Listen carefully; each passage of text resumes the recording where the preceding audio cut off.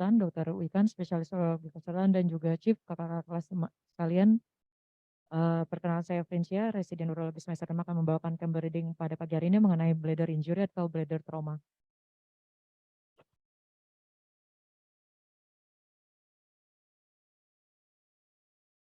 Baik pada bladder injury ini sendiri, dikatakan sangat berkaitan erat dengan adanya kejadian dari fraktur pelvis.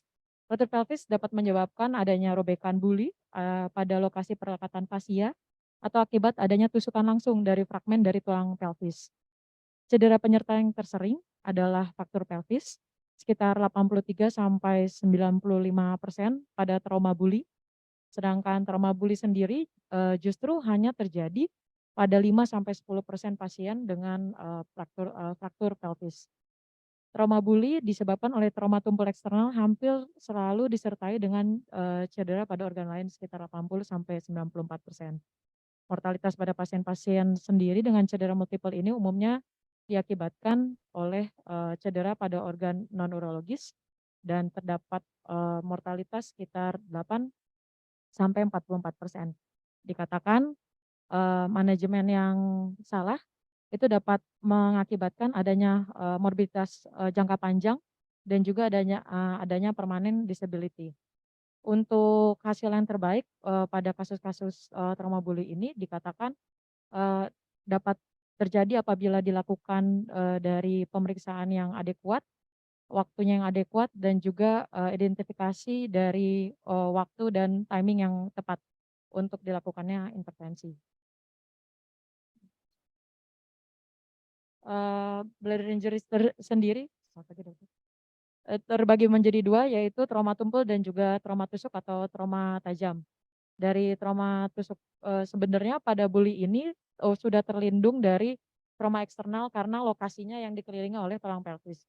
Pada trauma tumpul, bully didapatkan, kebanyakan dihasilkan oleh adanya, efek deselerasi dari kecelakaan kendaraan bermotor, kemudian dapat juga disebabkan karena adanya, pasien yang terjatuh, adanya crush injury ataupun pukulan pada abdomen bagian bawah.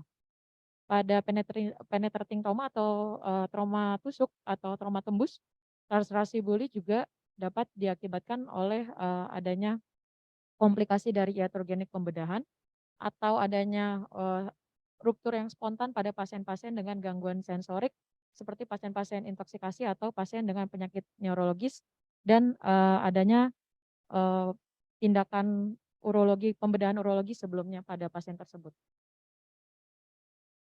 Untuk, clinical signs dan simptom dari pasien yang mengalami trauma, dari bladder ini sendiri, ditemukan adanya nyeri tekan ataupun nyeri pada bagian suprapubik, tidak dapatnya keluhan, pasien yang sulit untuk atau tidak dapat untuk berkemih dan juga urine output yang sedikit atau rendah, adanya pembesaran dari skrotum disertai dengan ekimosis, kemudian juga adanya distensi dari abdomen ataupun hingga ileus dan adanya, jejas pada, eee, abdomen bagian bawah dan yang terutama adanya gejala hematuria pada pasien tersebut. Gejala-gejala tersebut juga dapat kita temukan setelah dilakukan, tindakan, modalitas pemeriksaan seperti adanya cairan bebas pada bagian intraperitoneal yang didapatkan pada pemeriksaan, ultrasound, PAS ataupun CT scan dan adanya clot pada urin ataupun pada pemeriksaan yang didapatkan pada CT scan.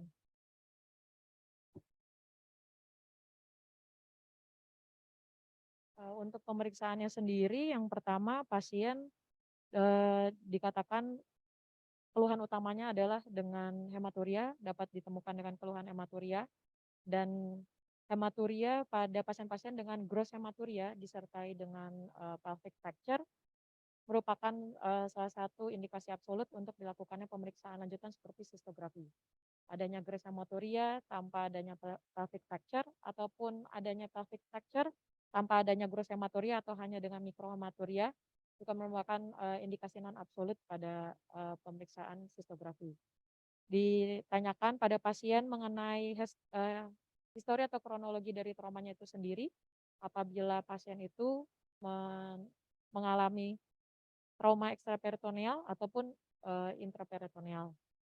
Seperti yang dikatakan tadi, pada kasus-kasus trauma ekstraperitoneal bully itu dapat disebabkan oleh adanya faktor pelvis, dan juga pada kasus-kasus trauma bullying intraperitoneal dapat disebabkan pada adanya luka tembus atau luka tusuk ataupun burst injury karena adanya tekanan yang keras pada buli yang sedang terisi penuh.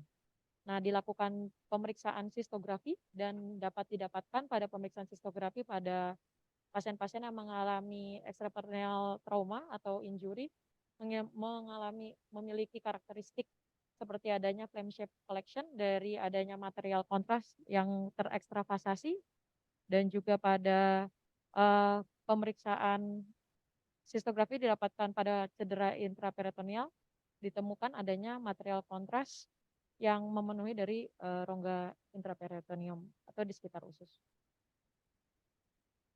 Ini adalah tampilan pada saat dilakukan CT urografi ataupun dengan fase sistografi ataupun pada dilakukannya sistografi dengan sendiri.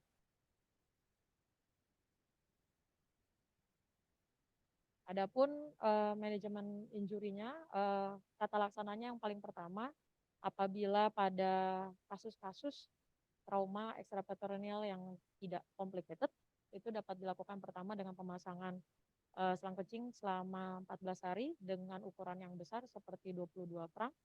Kemudian seperti yang sudah dikatakan, dapat dilakukan pemeriksaan sistografi gunanya untuk melihat apakah penempatan dari pemasangan dari selang kencing sudah dilakukan dengan adekuat, dan sebagai monitoring setelah dilakukan tata laksana konservatif sekitar 7-14 hari, apakah sudah terdapat adanya complete healing.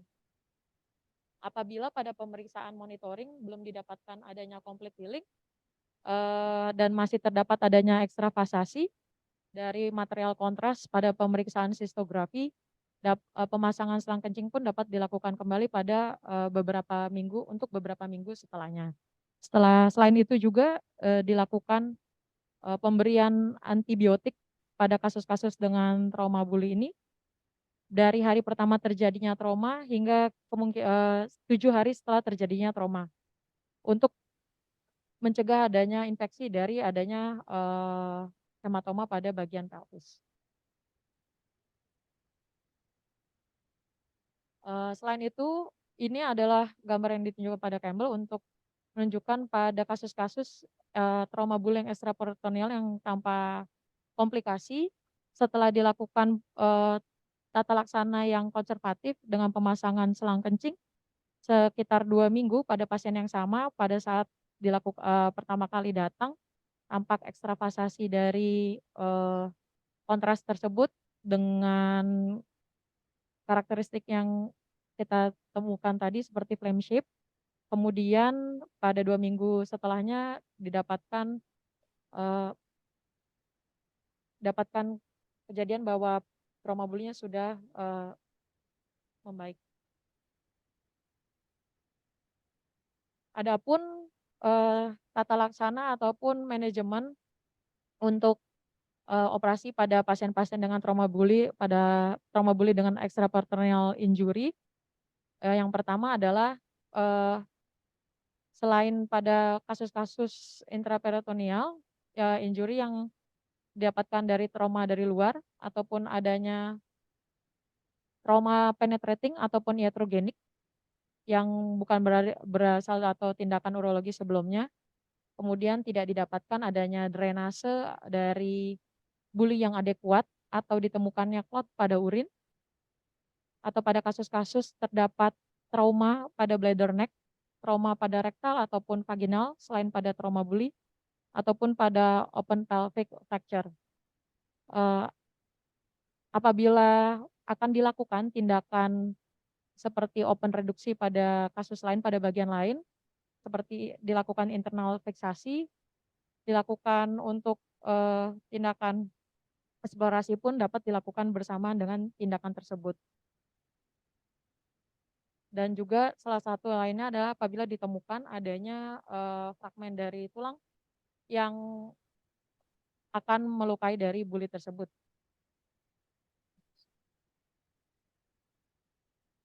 Seperti yang dikatakan tadi, apabila pasien akan menjalani suatu tindakan laparotomi eksplorasi yang terkait dengan injurinya yang tadi atau adanya akan dilakukannya internal fiksasi pada kasus pelvic fracture, itu kita dapat lakukan repair pada saat yang sama, kemudian dilakukan insisi pada midline dan juga dilakukan penjahitan pada bagian robekannya.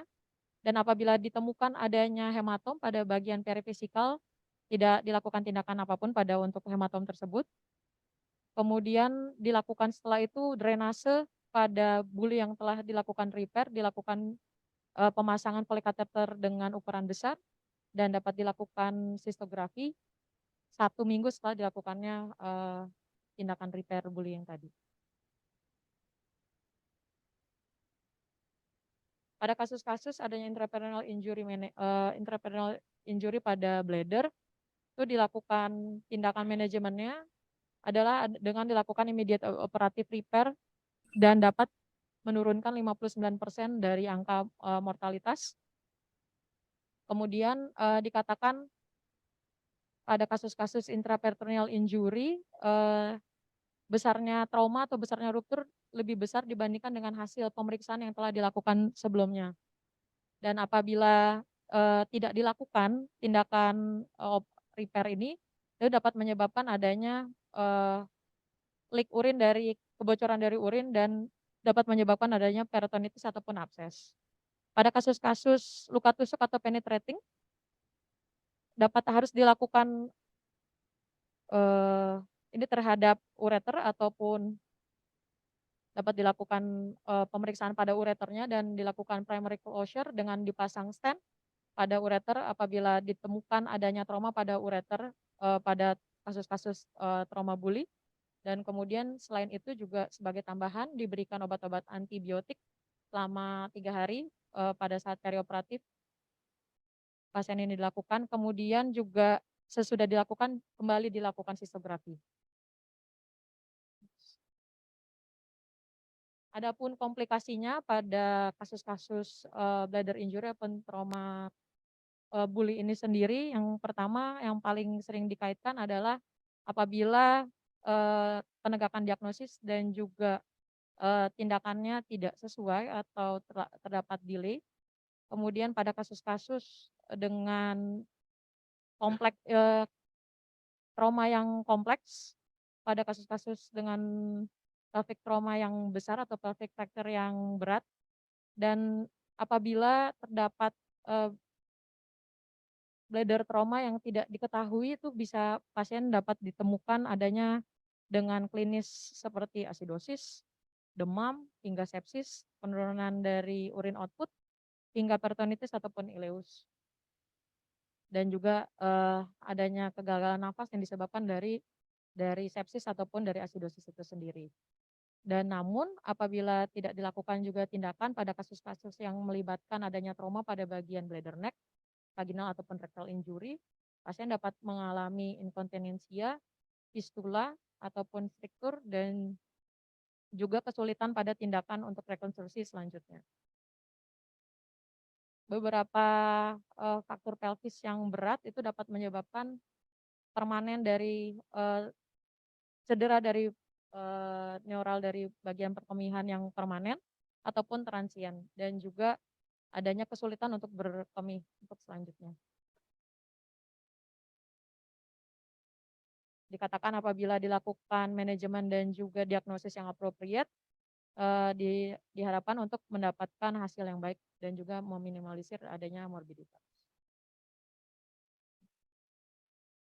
Pada bagian di sini, apabila kita temukan pasien dengan trauma buli, dapat kita anamnesis dan melakukan pemeriksaan. Apabila tidak terdapat adanya perdarahan pada meatus ataupun dapat dilakukan pemasangan kateter dengan baik, itu dilakukan observasi. Namun apabila didapatkan hematuria atau perdarahan, dapat dilakukan sistografi dengan memasukkan 300 cc dari kontras pada bladder. Kemudian dilakukan dengan drainase yang baik kemudian nanti kita, temukan adanya ekstravasasi ataupun tidak. Nah, apabila ditemukan adanya ekstravasasi, kita tentukan apabila ini merupakan trauma ekstraperitoneal ataupun intraperitoneal. Apabila ditemukan, ke arah ekstraperitoneal yang uncomplicated, dapat dilakukan pemasangan, kateter untuk drenase, dan apabila didapatkan trauma pada intraperitoneal, dapat dilakukan, intervensi surgical.